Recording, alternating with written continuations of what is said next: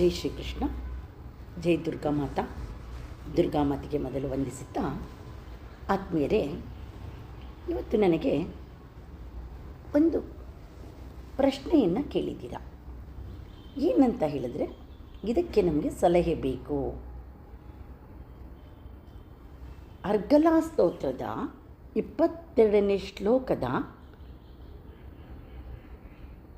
ಉಚ್ಚಾರಣೆ ಏನಿದೆ ಅದನ್ನು ಎಲ್ಲರೂ ಮಾಡುವಂತಿಲ್ಲ. ಅದರಲ್ಲೂ ಮಹಿಳೆಯರು ಅರ್ಗಲಾ ಸ್ತೋತ್ರದ 22ನೇ ಶ್ಲೋಕವನ್ನು ಜಪಿಸುವ ಹಾಗಿಲ್ಲ ಅಂತ ಕೆಲವರು ನಿಮಗೆ ಹೇಳ್ತಾ ಇದ್ದಾರೆ ಅಂತ ತಿಳಿಸಿದ್ದೀರಾ. ಅದರ ಬಗ್ಗೆ ನಾವು ನಮಗೆ ತಿಳಿದಷ್ಟು ಜ್ಞಾನವನ್ನು ಉಪಯೋಗಿಸಿಕೊಂಡು ಅರ್ಥ ಮಾಡಿಕೊಳ್ಳೋಣ. ಮೊದಲಿಗೆ ಆ ಶ್ಲೋಕವನ್ನು ನಾವು ಗಮನಿಸೋಣ. ಪತ್ನೀಂ ಮನೋರಮಾಂ ದೇಹಿ ಮನೋವೃತ್ತಾನುಸಾರಿಣೀಂ ತಾರಿಣೀಂ ದುರ್ಗ ಸಂಸಾರ ಸಾಗರಸ್ಯ ಕುಲೋದ್ಭವಾಂ. ಪತ್ನೀಂ ಮನೋರಮಾಂ ದೇಹಿ ಮನೋವೃತ್ತಾನುಸಾರಿಣೀಂ ತಾರಿಣೀಂ ದುರ್ಗ ಸಂಸಾರ ಸಾಗರಸ್ಯ ಕುಲೋದ್ಭವಾಂ. ಈ ಶ್ಲೋಕ ಅದರ ಒಂದು ಪದಗಳ ಮೊದಲು ಅರ್ಥವನ್ನು ನಾವು ತಿಳ್ಕೊಳ್ಳೋಣ. ಪತ್ನೀಂ, ಪತ್ನಿ, ಸಹಚರಿ ಅಂತ. ಮನೋರಮಾಂ, ಮನಸ್ಸಿಗೆ ಇಷ್ಟವಾಗುವ ಹಿತಕರವಾದ. ದೇಹಿ, ಕೊಡು ಅಂದರೆ ಪ್ರಾರ್ಥನೆ ಅದು. ಮನೋವೃತ್ತಾನುಸಾರಿಣಿ, ಮನಸ್ಸಿಗೆ ಹೊಂದಿಕೊಳ್ಳುವ ಸ್ವಭಾವದವಳು. ನಮಗೆ ಹೆಂಡತಿ ಅಂದರೆ ಮನಸ್ಸಿಗೆ ವಿರುದ್ಧವಾಗಿದ್ದರೆ ನಮ್ಮ ಒಂದು ಜೀವನ ಚೆನ್ನಾಗಿರುತ್ತಾ? ಅದಕ್ಕೆ ನಮ್ಮ ಮನಸ್ಸಿಗೆ ಹೊಂದಿಕೊಳ್ಳುವ ಸ್ವಭಾವದವಳು. ತಾರಿಣಿ, ನಮ್ಮನ್ನು ಪಾರು ಮಾಡಿಸುವವಳು. ದುರ್ಗ ಸಂಸಾರ ಸಾಗರಸ್ಯ, ಕಷ್ಟಕರ ಸಂಸಾರ ಸಾಗರದಿಂದ. ಕುಲೋದ್ಭವ, ಕುಲವನ್ನು ಉದ್ಧಾರ ಮಾಡುವವಳು. ಇದು ಈ ಶ್ಲೋಕದ ಪದಗಳ ಅರ್ಥ. ಇದನ್ನು ನಾವು ತಿಳ್ಕೊಳ್ಳೋದಾದರೆ, ಓ ದೇವಿ, ನನ್ನ ಮನಸ್ಸಿಗೆ ಹೊಂದುವ ಮನೋಹರವಾದ ಪತ್ನಿಯನ್ನು ಕೊಡು. ಅವಳು ಸಂಸಾರ ಸಾಗರದಿಂದ ಪಾರು ಮಾಡಿಸುವವಳಾಗಿರಲಿ, ನನ್ನ ಕುಲವನ್ನು ಉದ್ಧಾರ ಮಾಡುವವಳಾಗಿರಲಿ. ಇದನ್ನು ಆತ್ಮೀಯರೇ ಮೊದಲು ನಾವು ಕೇಳಿದಾಗ ಇದು ಹೀಗೆ ತೋರುತ್ತೆ. ಪತ್ನೀಂ ಅಂತ ಹೇಳಿದ್ರೆ ಪತ್ನಿಗೆ ನಾವು ಹೇಳ್ತಾ ಇರೋದು, ಪತ್ನಿ ಬೇಕು, ಒಳ್ಳೆಯ ಪತ್ನಿ ಬೇಕು ಅಂತ ಬೇಡ್ತಾ ಇರೋದು. ಹಾಗಾದರೆ ಒಳ್ಳೆಯ ಪತ್ನಿ ಬೇಕು ಅಂತ ಯಾರು ಬೇಡೋದು? ಒಬ್ಬ ಗಂಡಸು, ಗಂಡ ಆಗುವಂಥವನು ಹೆಂಡತಿ ಇಂಥವಳು ಬೇಕು ಅಂತ ಬೇಡೋದು. ಒಬ್ಬ ಗಂಡಸು ಒಳ್ಳೆಯ ಹೆಂಡತಿಯನ್ನು ಈ ಶ್ಲೋಕದಲ್ಲಿ ಬೇಡ್ತಾ ಇದ್ದಾನೆ. ಆದರೆ ಆತ್ಮೀಯರೇ, ಇಲ್ಲಿ ನಾವು ಏನು ಚಂಡ ಮುಂಡ ಶುಂಭ ನಿಶುಂಭ ಮಹಿಷಾಸುರರನ್ನು ಇಂದಿನ ರಾಕ್ಷಸರು ಅಂತ ನಾವು ಅರ್ಥ ಮಾಡ್ಕೊಂಡಿದ್ದೀವಿ. ಅದೇ ರೀತಿ ಇಂದು ನಮ್ಮೊಳಗಿರುವಂತಹ ಕಾಮ, ಕ್ರೋಧ, ಮದ, ಮೋಹ, ಮತ್ಸರಗಳೆಂಬ ರಾಕ್ಷಸರನ್ನು ಸಂಹಾರ ಮಾಡೋದಕ್ಕೆ, ಅವರನ್ನು ನಿಗ್ರಹಿಸುವುದಕ್ಕೆ ಅಂತ ನಾವು ಹೇಗೆ ಅರ್ಥ ಮಾಡ್ಕೊಳ್ತಾ ಇದ್ದೀವೋ ಅದೇ ರೀತಿ ಈ ಒಂದು ವಿಚಾರವೂ ಸಹ.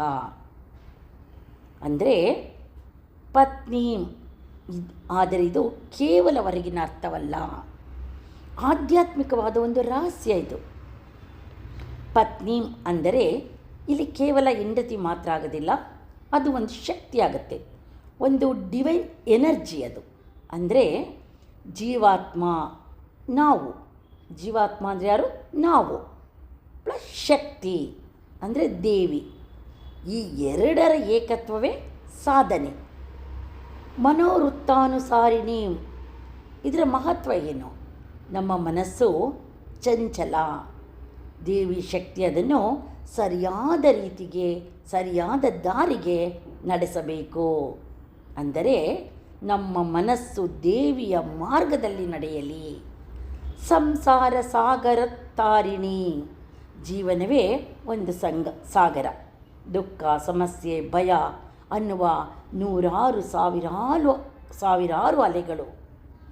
ದೇವಿಯೇ, ನಮ್ಮನ್ನು ಈ ಎಲ್ಲದರಿಂದ ಪಾರು ಮಾಡುವ ನಾವೇ ನೀನು. ಹಾಗಾದರೆ ಯಾಕೆ ಹೆಣ್ಮಕ್ಳು ಇದನ್ನು ಹೇಳಬಾರ್ದು, ಯಾಕೆ ಇದನ್ನು ಹೆಣ್ಣುಮಕ್ಕಳು ಜಪಿಸಬಾರ್ದು ಅಂತ ಎಲ್ಲರೂ ಹೇಳ್ತಾ ಇದ್ದಾರೆ? ಇಲ್ಲಿ ಮುಖ್ಯ ಕಾರಣ ಬಾಹ್ಯ ಅರ್ಥದಿಂದ ಬಂದ ಒಂದು ಗೊಂದಲ ಇದಷ್ಟೇ. ಪತ್ನಿ ದೇಹಿ ಅಂದ ತಕ್ಷಣ ನನಗೆ ಹೆಂಡತಿನ ಕೊಡು. ಆದ್ದರಿಂದ ಕೆಲವರು ಯೋಚಿಸ್ತಾರೆ ಇದು ಪುರುಷರಿಗೆ ಮಾತ್ರ, ಹೆಣ್ಣುಮಕ್ಕಳು ಕೇಳಬಾರ್ದು. ಯಾಕೆಂದರೆ ಹೆಣ್ಮಕ್ಳು ಪತ್ನಿ ಹೆಂಡತಿಯನ್ನು ಕೊಡು ಅಂತ ಕೇಳೋದಕ್ಕಾಗುತ್ತಾ? ಆದ್ದರಿಂದ ಇದನ್ನು ಹೆಣ್ಣುಮಕ್ಕಳು ಹೇಳಬಾರ್ದು ಅಂತ ಹೇಳಿದ್ದಾರೆ. ಕೆಲವು ಪುರೋಹಿತರು ಗೃಹಸ್ಥ ಧರ್ಮದ ಶ್ಲೋಕ ಅಂತ ನೋಡಿ ಮಹಿಳೆಯರಿಗೆ ಇದನ್ನು ಹೇಳೋದಕ್ಕೆ ಬಿಟ್ಟಿಲ್ಲ. ಆದರೆ ಇದು ಶಾಸ್ತ್ರ ನಿಯಮ ಅಲ್ಲ, ಸಂಪ್ರದಾಯದ ಅಭಿಪ್ರಾಯ ಮಾತ್ರ ಇದು. ಈ ಶ್ಲೋಕವು ಅರ್ಗಲಾ ಸ್ತೋತ್ರದ ಭಾಗ. ಇದು ಸ್ತುತಿ, ಇದು ಶಾಸ್ತ್ರೀಯ ಸತ್ಯ. ಸ್ತೋತ್ರಗಳಿಗೆ ಲಿಂಗಭೇದವಿಲ್ಲ, ಯಾರು ಬೇಕಾದರೂ ಪಠಿಸಬಹುದು.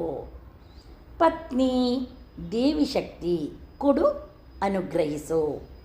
ಓ ದೇವಿ, ನನ್ನ ಮನಸ್ಸಿಗೆ ಹೊಂದುವ ದಿವ್ಯ ಶಕ್ತಿಯನ್ನು ಅನುಗ್ರಹಿಸು, ನನ್ನನ್ನು ಸಂಸಾರದಿಂದ ಪಾರು ಮಾಡು. ಪತ್ನಿ ಅಂತ ಹೇಳಿದ್ರೆ ಬರೀ ಹೆಂಡತಿ ಅಂತಲ್ಲ, ನಾವು ಇಲ್ಲಿ ಯಾವುದಕ್ಕೆ ಅದನ್ನು ಹೇಳ್ತಾ ಇದ್ದೀವಿ? ದೇವಿಯ ಶಕ್ತಿಗೆ ಹೇಳ್ತಾ ಇದ್ದೀವಿ. ಅಂತಹ ದಿವ್ಯವಾದ ದೇವಿ ಶಕ್ತಿಯು ನನ್ನ ಮನಸ್ಸಿಗೆ ಹೊಂದುವಂತಹ ಶಕ್ತಿಯನ್ನು ನನಗೆ ಅನುಗ್ರಹಿಸಲಿ, ನನ್ನನ್ನು ಈ ಲೌಕಿಕ ಜಗತ್ತಿನ ಜೀವನದಿಂದ, ಈ ಸಂಸಾರದಿಂದ ಪಾರು ಮಾಡಲಿ ಅಂತ ಕೇಳ್ತಾ ಇದ್ದೀವಿ.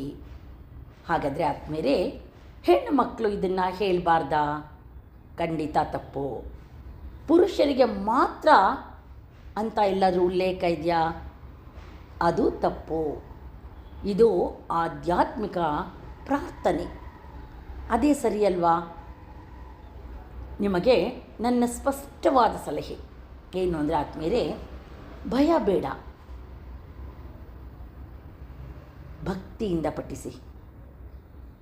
ನಿಮಗೆ ಅಷ್ಟು ಗೊಂದಲವಾಗ್ತಾ ಇದೆ ಅಂತ ಹೇಳಿದ್ರೆ ಪತ್ನಿ ಅನ್ನುವುದನ್ನು ತೆಗೆದುಹಾಕಿ ಪತಿಂ ಅಂತ ಬದಲಿಸಿ ಹೇಳ್ಬೋದು. ನಿಮಗೆ ಅದರಲ್ಲೂ ನಿಮಗೆ ಇಲ್ಲ ಹೇಗೆ ಪತ್ನಿಂ ಅಂತ ಹೇಳಿದ್ರೆ ಸರಿ ಹೋಗುತ್ತೆ ಅಂತ ಯೋಚನೆ ಮಾಡೋದಾದರೆ ಪತಿಂ ಅಂತ ಬದಲಿಸಿ ಹೇಳುವುದರಿಂದ ಯಾವುದೇ ಗೊಂದಲಗಳು ಬರೋದಿಲ್ಲ. ಇದು ಇನ್ನೊಂದು ಸಾರಿ ನಾನು ಸ್ಪಷ್ಟನೆಯನ್ನು ಕೊಡ್ತಾಯಿದ್ದೀನಿ. ಇದು ಪತ್ನಿಗಾಗಿ ಪ್ರಾರ್ಥನೆ ಅಲ್ಲ, ಪರಮಶಕ್ತಿಯೊಂದಿಗೆ ಏಕತ್ವಕ್ಕಾಗಿ ಪ್ರಾರ್ಥನೆ. ಇದನ್ನು ಎಲ್ಲರೂ ಅರ್ಥ ಮಾಡ್ಕೊಬೇಕು. ಆತ್ಮೀಯರೇ, ನಾವು ಇಲ್ಲಿ ಪತ್ನಿ ಅಂತ ತಗೊಳ್ತಾ ಇರೋದು ಸಹ ನಾವು ಪರಮ ಶಕ್ತಿಯೊಂದಿಗೆ ನಮ್ಮ ಏಕತ್ವದ ಪ್ರಾರ್ಥನೆಗಾಗಿ.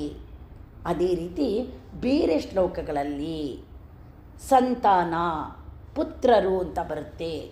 ಆಗ ನೀವು ಗಮನಿಸಿ, ನಾನು ಅದರ ಅರ್ಥ ಸಾರಾಂಶಗಳನ್ನು ಹೇಳಬೇಕಾದ್ರೆ ಯಾರ್ಯಾರನ್ನು ನಾವು ಪುತ್ರರು ಅಂತ ಹೇಳ್ತೀವಿ, ಯಾವುದನ್ನು ನಾವು ಸಂತಾನ ಅಂತ ಹೇಳ್ತೀವಿ, ಅದರ ಬಗ್ಗೆನೂ ನಾನು ನಿಮಗೆ ತಿಳಿಸ್ಕೊಡ್ತಾ ಹೋಗ್ತೀನಿ. ನೀವು ನನ್ನ ಮುಂದೆ ಈ ದಿನ ಈ ಒಂದು ವಿಷಯವನ್ನು ತಿಳಿಸ್ಬೇಕು ಅಂತ ಹೇಳಿ ಕೇಳಿಕೊಂಡಿದ್ದರಿಂದ ನಾನು ಅರ್ಗಲಾ ಸ್ತೋತ್ರ, ಯಾಕೆಂದರೆ ನಾವು ಇವಾಗಿನ್ನೂ ಕವಚಂನ ಶ್ಲೋಕದಲ್ಲಿ ಇದ್ದೀವಿ. ಕವಚಂನ ಶ್ಲೋಕವನ್ನು ಪ್ರಾರಂಭಿಸಿ ಆ ವಿಡಿಯೋಗಳನ್ನ ಅಪ್ಲೋಡ್ ಮಾಡ್ತಾಯಿದ್ದೀವಿ. ಆದರೆ ನಿಮ್ಮ ಒಂದು ಕೋರಿಕೆಯ ಮೇರೆಗೆ ಅರ್ಗಲಾ ಸ್ತೋತ್ರದ 22ನೇ ಶ್ಲೋಕದ ಅರ್ಥ ಸಾರಾಂಶವನ್ನು ತಿಳಿಸಿದ್ದೀವಿ. ನಿಮಗೆ ಇರುವ ಗೊಂದಲವನ್ನು ನಿವಾರಣೆ ಮಾಡಿದ್ದೀವಿ. ಜೈ ದುರ್ಗಾ ಮಾತಾ.